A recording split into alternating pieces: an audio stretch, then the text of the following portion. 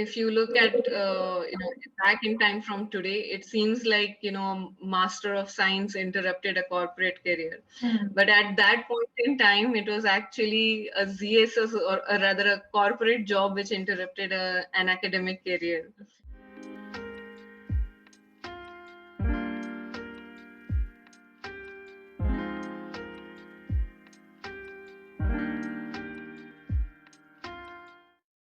Hello, guys. I'm your host, Shreya Sharma, and welcome back to Career and Life Lessons. And for today's episode, we have a researcher who turned into a consultant. Let's welcome the Anupama Bhargava. Hello, ma'am. Hello. Hello, So, Shreya. just a brief profile background for my viewers here. Ma'am completed her bachelor's in technology, biotechnology from National Institute of Technology, Warangal. Wow, that's a lot of technology, I just noticed. Then she worked as business operation associate at ZS. Post that, she completed her master's in Berlin from University of Cherry in molecular medicine in the year 2015 and is now currently working as a consultant at IQVIA. Okay, so now I'm done speaking here and let's just begin. Let's just dive straight into the question. So, ma'am, my first question Sure. is, was engineering always your plan? Did you have any specific branches that you were thinking of when you were shortlisting for colleges? So yes, I did have engineering always in mind. Like in my family, there were a lot of engineers already at the time, and my interests actually were in both biology and mathematics. So I have like I was a student who had always targeted biotechnology, Mm-hmm. and there were only few good colleges who were offering the course. So Mm-hmm. for me, NIT Warangal Biotechnology was a choice that I made, and I did have options to go to other universities for maybe ECE, or even for medical. I did have options, but to me, this was the most desired degree that I would want. Mm-hmm. Yeah. Actually, even I relate to this. So I'm also from NID Warangal. I'm actually a super junior, I would say. Like you are my super senior. I'm sorry about that. So I have a similar Yeah. profile. I was trying for medical, and I had like both bio and maths. So yeah, something I relate with you here.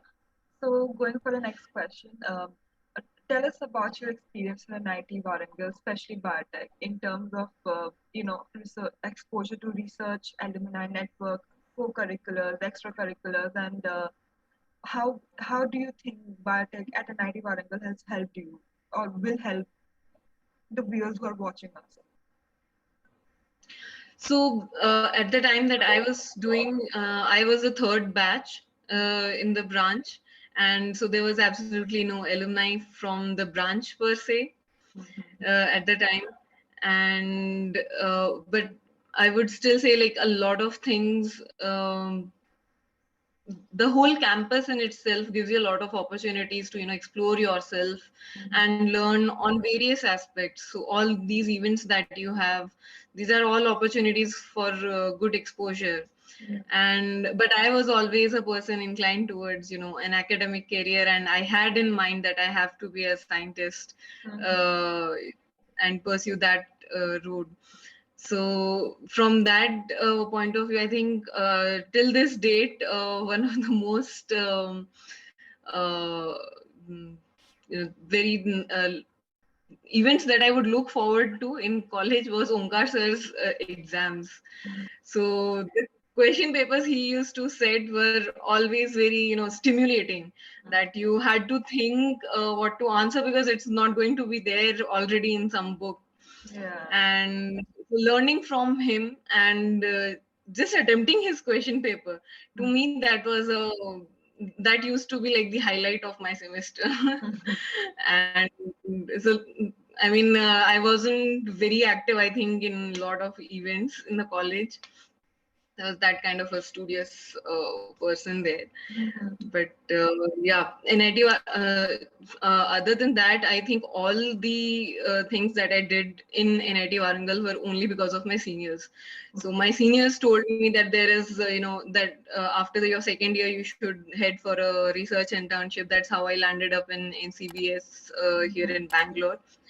In fact, one of my seniors, Shawnee Nath, she was so kind enough to, just take and my laptop and be like, I'll write a letter for you. Aw. You're not doing the best job here because you have good marks, but something's going wrong. Let me review this. And even when I got DAAD, there were so many seniors. In fact, I'm not like batch senior to us.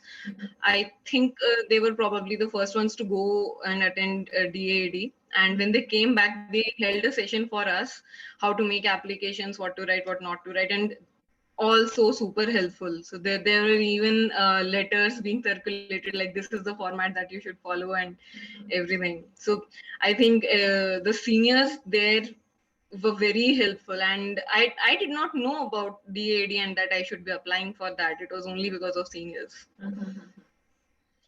Okay, so actually, for viewers who don't know, BATEC started in the year 2006, I think, at NIT Warangal. And Yes. yeah, and you had got admission into 2008, so just like 2 years. Yeah. Yeah, so yeah, and Yeah. so networking is like solution always. So it doesn't matter whether you have an alumni or not. As long as you're able to network, you'll be pretty set to go. Yes. So, ma'am, as you mentioned that you had research at NCBS and DAAD, that even after your core research interns, we happened to see that you worked at ZS. So, could you tell us more about that? Why did you have that decision swift, and more about your time at ZS? Okay. So working at ZS was more like a plan B for me. I was very so so my mother actually, she was herself also a PhD student, so she knew the lifestyle it comes with. And so it was like, okay, let me just try a couple of times.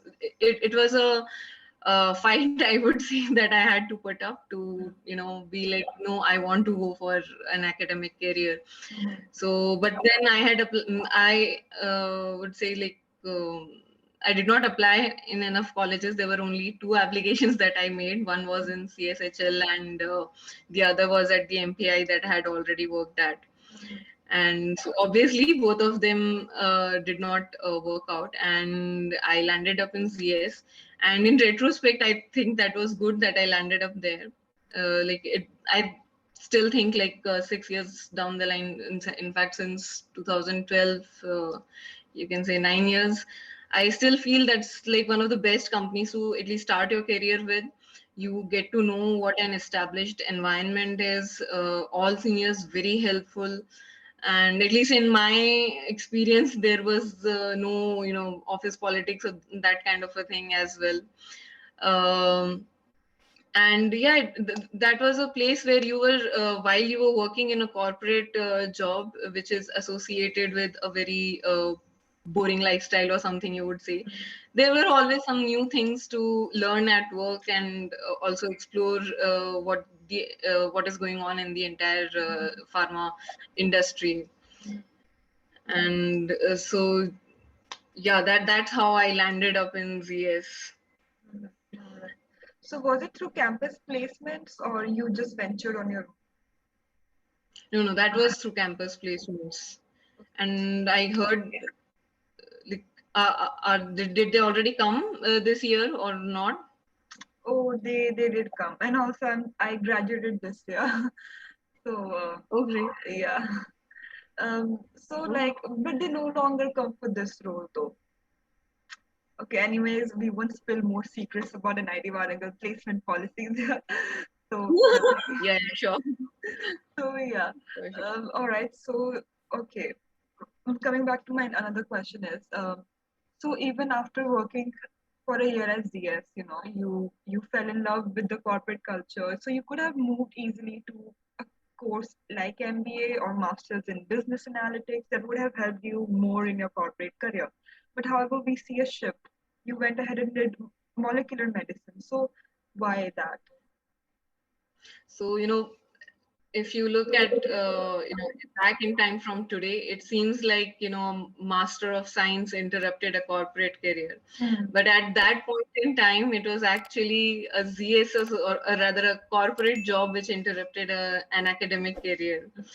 So that was always something that I had wanted, and even though I felt like maybe I'll give it up, but I always had it in my heart that I just have to try this. This has been my dream. So in 8th standard, I decided that I want to go for biotech and be a scientist. And so 4 years of schooling, 4 years of BTech, I was meditating upon that idea. So I just had to go and try that out. And however, then when I was there at that point in time, then there were some I would say events in my personal life, and I felt like I don't want to be at so far away from home. And I felt like, and because of ZS, actually, I would say, because of having worked at ZS, I was comfortable enough to make the decision that even if I give up this dream career of mine, I will still be able to fare well coming back to India. Wow. So, why didn't you go for PhD? Was it just the fact that you were, not able to adjust around the life in Germany? What was it that you did not? You dropped the idea of pursuing PhD. Yeah. So it wasn't specific to Germany. It was more about being away from home. So I mean, I'm again a person. So when I was working with ZS, I think I went to my home like 4 times a year, probably in that year, and which I was not able to do even during BTech. And then during the masters again, like it came down to once a year. And so I was missing my family a lot. And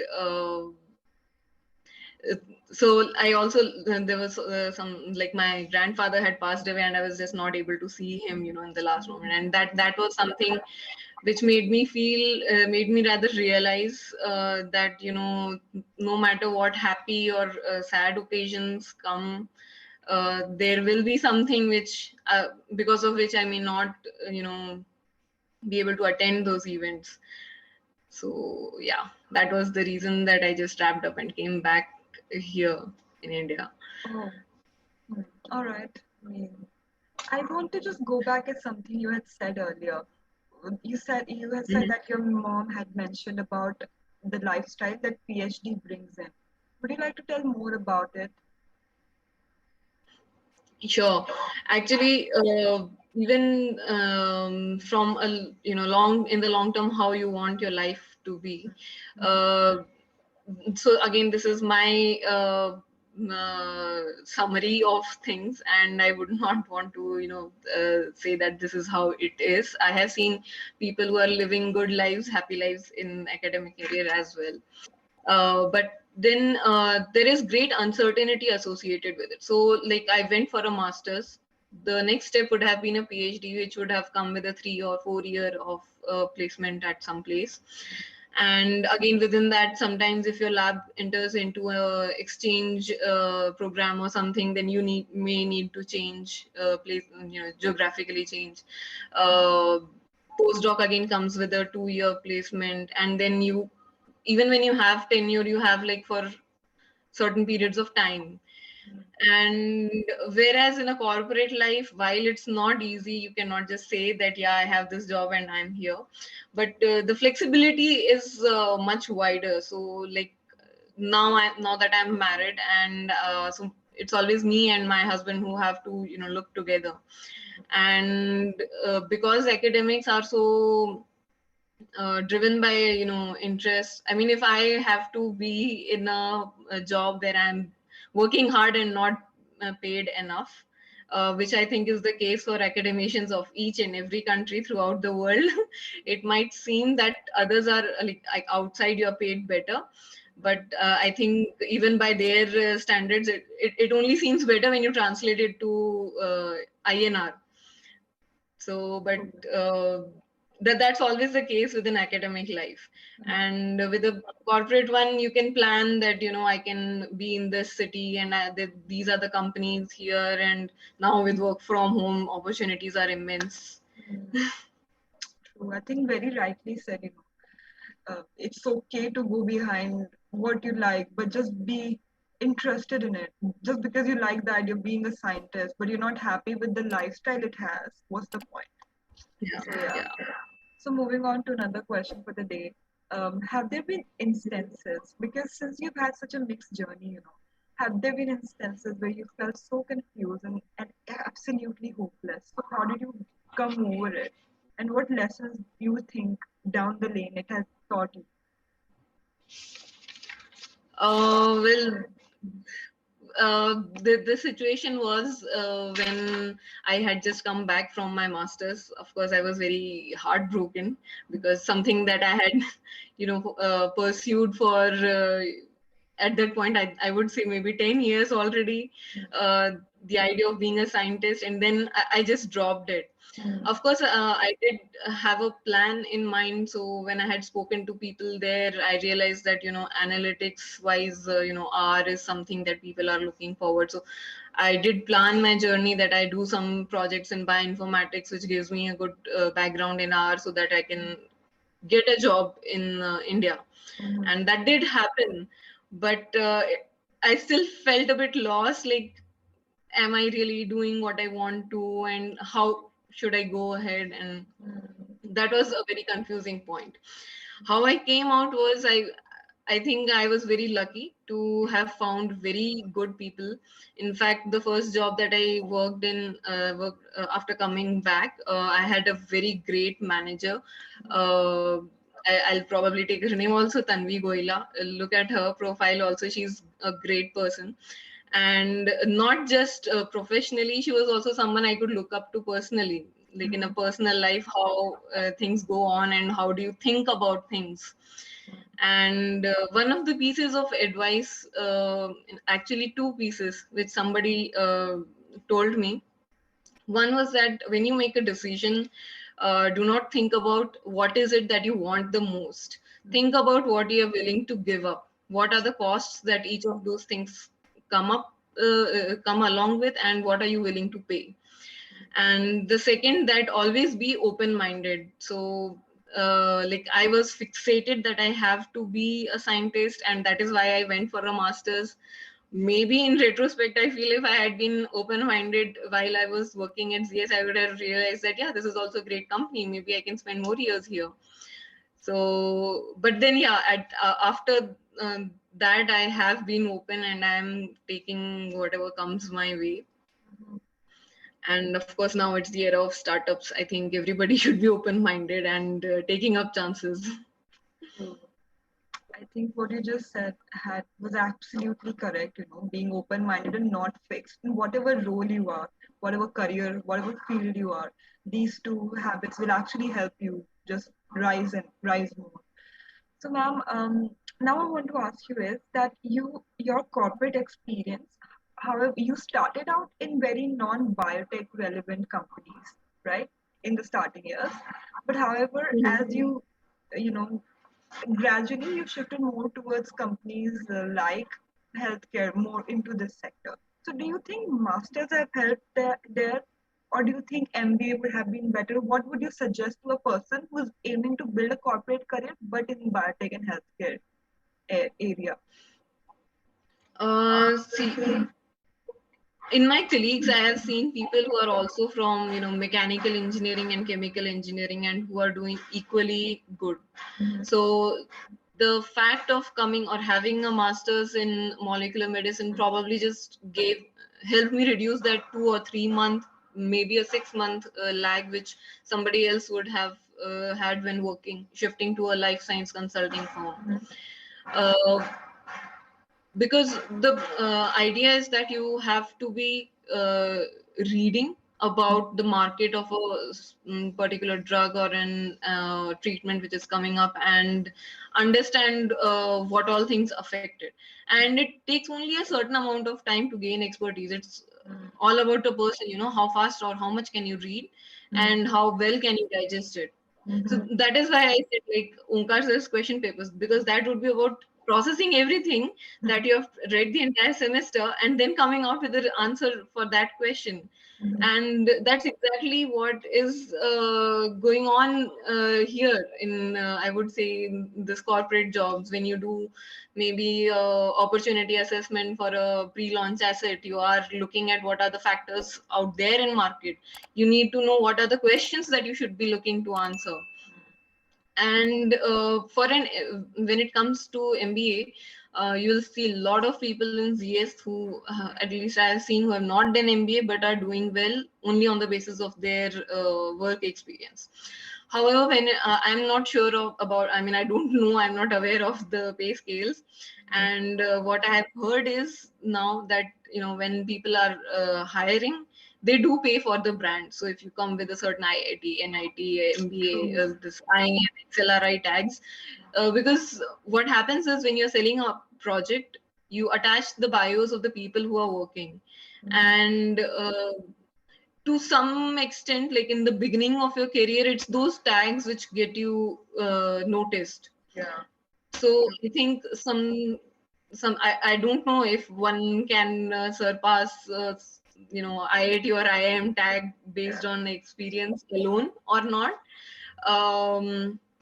But for sure, having those tags always helps you. It gives you a boost. And in consulting, it definitely gives you negotiating power in terms of the package you can ask for. I've always felt that this whole IIM, IIT thing is more like a caste system, but in the education society. We just tend to That's true. judge people. Yeah, it's like the new nepotism. Anyway. Actually, that is the case, because if you see, like in certain case, and I'm not sure, like if that is even intentional or not.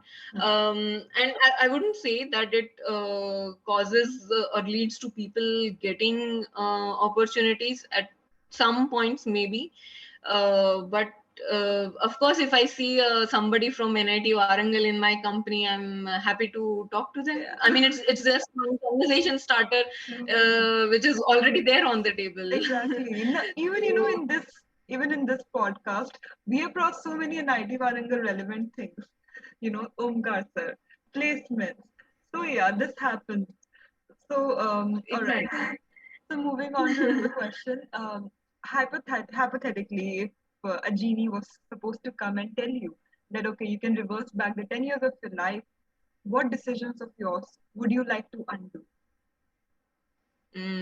I think I would, first of all, during my BTech, I would go back to my third year and do a lot of research on what institutes I want to apply. And so actually, I was very loaded with misconceptions about many things. So maybe I would go and change that. I think, and that can only be helped by talking to people, and which I was not. I would only talk to whoever would come to me. So this is a good thing which I see in a lot of juniors now who go ahead and talk to people. Uh, so that's one thing. Other than that, yeah, as I already said, just be open minded and always be 100% in what you're doing, because maybe that is something great and which you are not able to see right now. All right, thank you. That was very nice, all well put together. So, coming back, so I think this conversation had a few takeaways with what you had to say. So, any message would you like to give to your juniors or the viewers of this episode? uh, I think I would say that uh, always, I'll just repeat those two same pieces of advice that I received. Be open minded, not fixated on, because the world is evolving such that you don't know what new might come up in future. So in pursuit of something that you already have in your mind, you might miss out on something new coming up. And Yeah, always understand the costs and don't just analyze based on the benefits or the perks that something comes with. You might actually end up in a much better position than you think you could have if you just explore and not be so fixed. That was very, one of the, I think the biggest takeaways of today's episode is this. And I think many people will relate here. Even, I think business is all about that risk taking mentality. So, yeah, the more we venture out on our own, the better it is, I feel.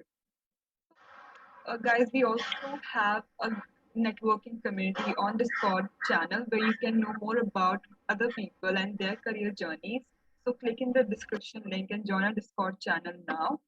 And also, those of you who want to connect with ma'am, we'll have her LinkedIn account in the description below.